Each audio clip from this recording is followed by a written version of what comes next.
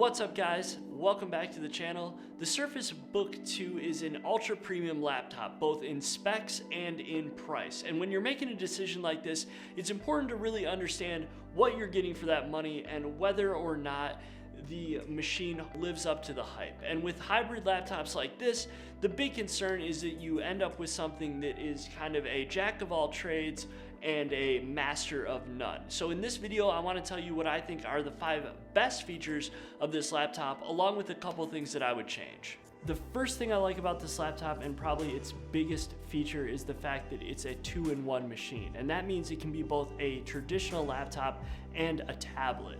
The thing I like about this tablet is that it's actually your computer.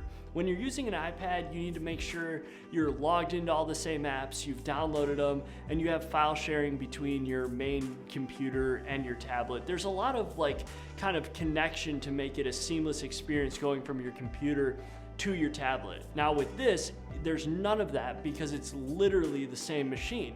So aside from losing some of the GPU power that's in the base of the laptop, you get everything that you would. It's your exact same computer all the way down to the desktop background. The second thing I really like is the thermal management and battery life, because traditionally this has been an area that's been challenging for high-end Windows laptops. They at times have problems with the thermals, or the battery life just really isn't good over a day of use. But with this, you can get a solid 12 hours of use.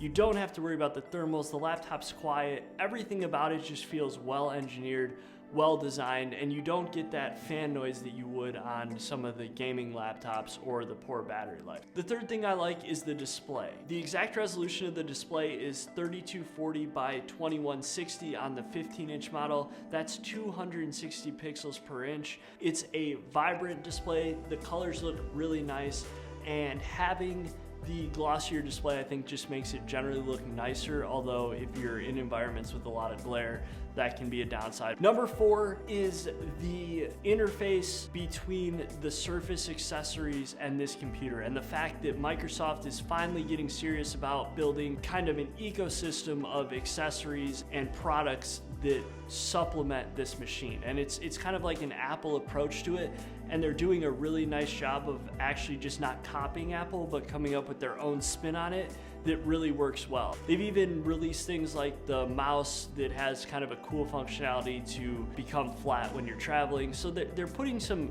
actual effort into developing nice accessories that kind of take this laptop up a notch. The fifth and final thing I like about this laptop is the full-featured GPU options that are available. So on the 15-inch, you get the NVIDIA GTX 1060.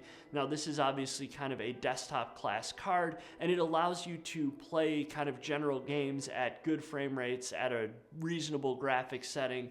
And you can also do photo editing and video editing and really whatever you want with this laptop. It has sort of that full-featured GPU that some of the Ultrabooks don't have, and I really appreciate that using the laptops the way I do.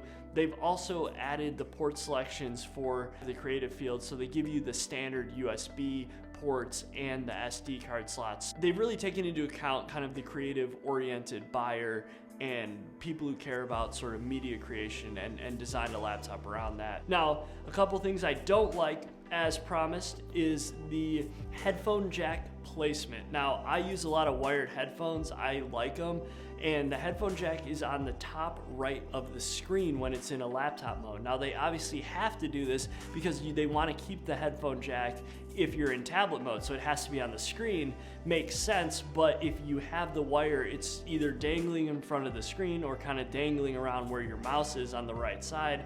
So that's a bit cumbersome and kind of intrusive. And the second thing that I don't love is the hinge mechanism. Now, although this hinge allows it to do some cool things like go into kind of a drawing tablet mode, it just feels over-engineered, and the fact that it doesn't close flat and is always at an angle makes it feel like it's gonna break or get the wrong kind of pressure applied to it in your bag. Like, I've been nervous about it so many times. Now, it feels sturdy and well-engineered. I haven't actually had an issue with it, but it does make you a little uneasy when you think about the price of a replacement. And that's kind of the last thing, is what is the support like behind these these devices from Microsoft. Apple really does a good job of supporting the devices and giving you a place to go if you have an issue. Not that they don't have their own problems, but at least there's a store you can go to, and they kind of have a history of supporting these devices. It's at least something you got to be in the back of your head when you're talking about spending $2,500 to almost $4,000 on a machine. That support becomes pretty important. It's not something you want to rebuy. I hope this video was useful for you guys. If you haven't already, please subscribe to the channel. I really appreciate it. And as always, guys, thanks for watching, and see you next time.